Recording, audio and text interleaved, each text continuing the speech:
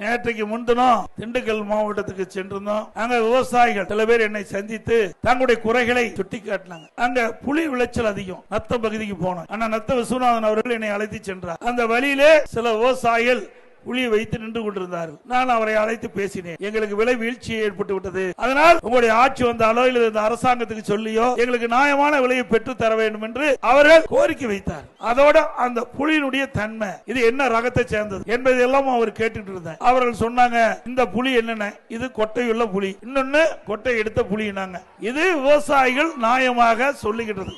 ரெண்டையும் காட்டினாங்க. இது என்ன விலை, இது என்ன விலை, 10 கிலோ இது என்ன விலை, அது என்ன விலை. சரி, இந்த புளியங்கொட்டை எடுக்கிறீங்களே, இது எதற்காக பயன்படுத்துறாங்கன்னா அது கிலோ 35 ரூபாய்க்கு விற்போம், அது பல மருந்துக்கு உதவுது அப்படின்னு சொன்னாங்க. இப்படி விவசாயிகள் தங்களுடைய பிரச்சனைக்காக என்னை சந்தித்தார்கள். ஆனா இன்றைக்கு இருக்கின்ற அமைச்சர், மாரத்தான் ஓட்டம் ஓடுற ஒரு அமைச்சர், அவரு துறையை பார்க்க மாட்டேங்கிறார். இதுல கிண்டல் அடித்து பேசுறார், விவசாயியை கொச்சைப்படுத்தி பேசுகிறார். யாரு இந்த அமைச்சர்? யார் அந்த சார்? யார்?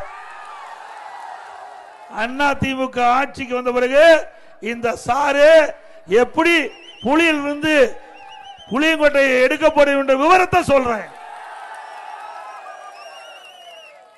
இன்னொன்னு, ஆத்தூர்ல இருந்து ஒட்டஞ்சத்திரத்துக்கு போயிட்டு இருந்தோம். அப்போ வழியில முருங்கைக்காய் சாகுபடி செய்கின்ற விவசாயிகள் என்னை பஸ் மறிச்சு முருங்கைக்காயை காட்டினாங்க. அதுல இதெல்லாம் என்னமா ரகம், ஒவ்வொரு ரகமும் எவ்வளவு நாள்ல விளைச்சல் கொடுக்குன்னு சொன்னேன். அதை கிண்டல் பேசுறார்.